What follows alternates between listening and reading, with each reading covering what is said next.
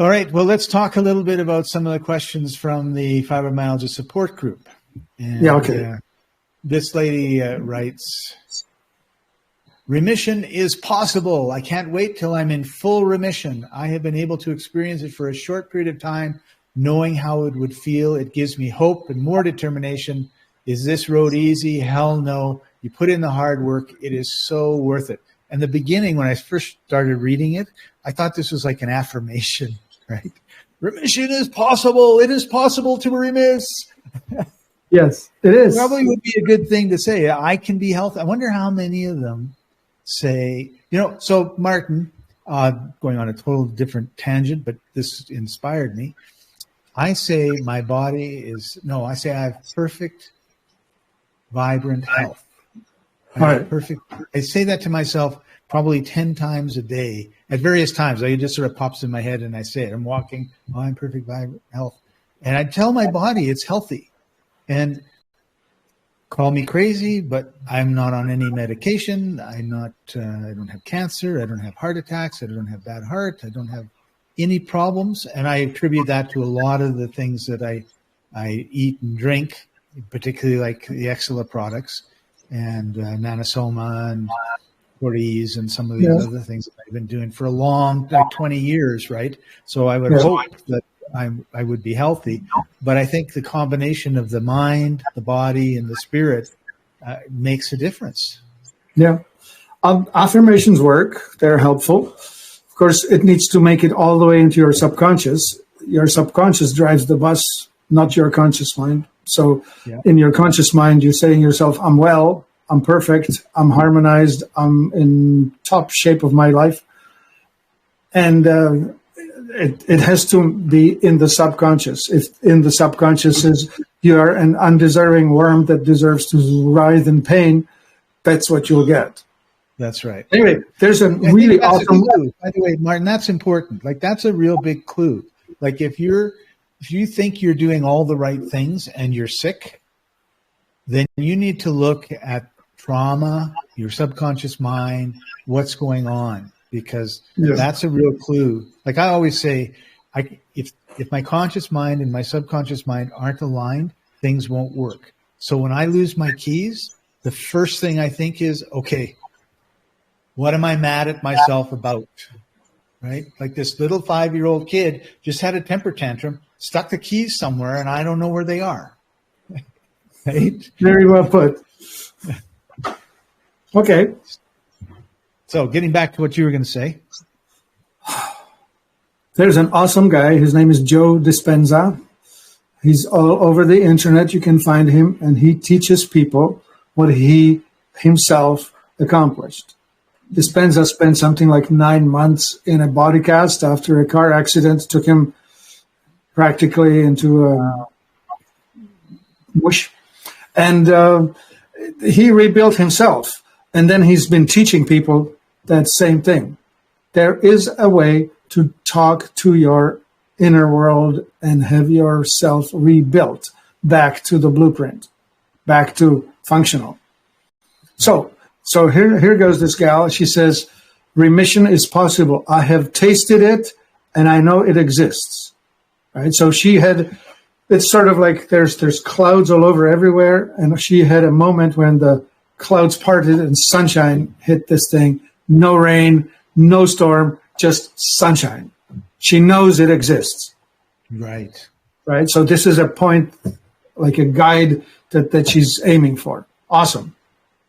Now, we should know what are the tools that get us there. It's not random, right? If you go random, it's like throwing darts at a wall with your eyes closed, hoping that you'll hit the target. Yeah. So let's go back to what we know. Scott and I have lived it, worked through it. We know this works because we've guided thousands now to get to the other side. And to simplify it, we just structure it and we say toxicity, malnutrition, stagnation, and trauma. All of these have to be resolved in order for the body to revert back to normal functioning. The factors that are blocking the normal full expression of the homeostatic system in the body to make you well is the blocking factor. It stops the expression of perfection. Whew. So what are they? The toxins of the industrial age: heavy metals, volatile organic compounds that are floating in the air, and plastics, and solvents and all kinds of other stuff. All of that must come out because it is breaking down the normal function. 2, malnutrition. The foods that we are presented by the industrial food producers are at best, no, there's no at best. They are hyper-processed or over-processed food-like substances that in fact make you worse, not better. The main measure is... I was going to say, one way to look at it is take a piece of cardboard and make it so that it's easily chewable, and then put a whole bunch of chemicals on it that cause the things in your tongue to fire off that are somewhat addictive, that makes you want to have more. And that's what they're creating. They're not taking carrots out of the garden, and you're not taking, meat from the cow, or you're not taking anything that's real food. You're taking stuff that's been made in a lab. And then we wonder why. And our bodies has no experience with it, right? Like 20,000 years ago, we weren't eating this stuff. So our body doesn't know what to do. And it ends up being toxic, and we get fat and all the rest of it. And so the examples of this are refined flour, refined sugar, refined plant seed oils, refined salt, and dairy that's been homogenized and pasteurized. Those 5 categories alone have to come out. If you continue to put this stuff in your body, you're in trouble. You will be in trouble, and you will continue to be in trouble. Because you're already broken, right? Like once you break, the only way back out of there is I can't unbreak you. I can only glue you back together. Right. And then we have the trauma, which expresses itself in overeating or anorexia in terms of the food. Self-abuse, I remember just the other day we saw a post from a woman who said, I got depressed, and so I ate a bunch of Halloween candy. Right. And then the next day, I got depressed again, and I ate more of it. I'm in such a flare, I could die. Yeah. So how or what took her hand, ripped the candies open, and stuffed them in her hand? How did that effing happen? Yeah. Well, I have to admit I've done it. So sure. I feel for her. Yeah. Well, I tell you this much. I know that if I eat one Dorito, I will not stop until the bag is empty. Yeah, me too. It's because it's designed. The key is not to have it in the counter. And it's designed. Don't put it in the designed pantry. To be that way. It's designed to be unstoppably addictive. So it's like, it's not your fault, but once you know, you need to do something to stop it, right?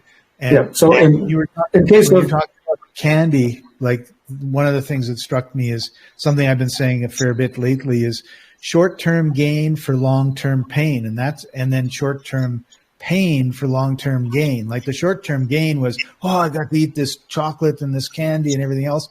The long-term pain is now I'm 3 days where I can't get out of bed and I'm in so much pain it's driving me crazy.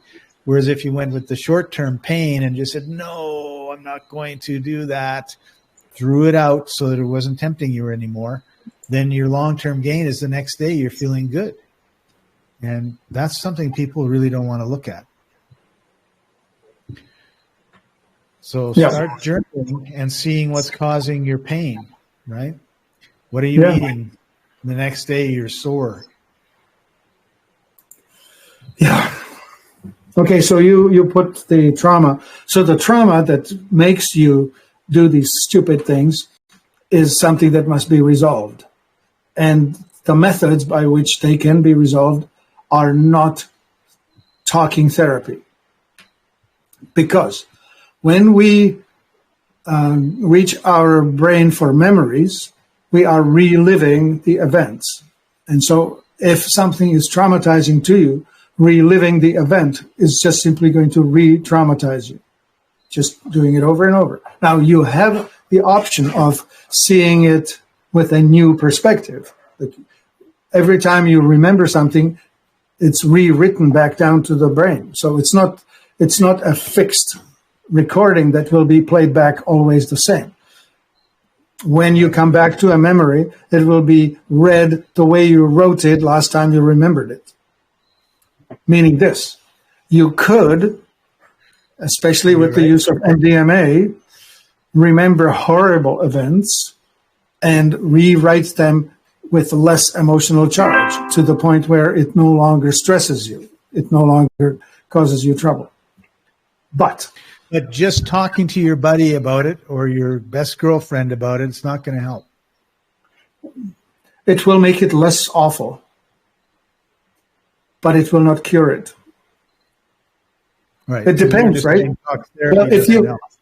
Well, you can create an artificial memory out of something small. Like you can just, maybe somebody touched you inappropriately and you remember that.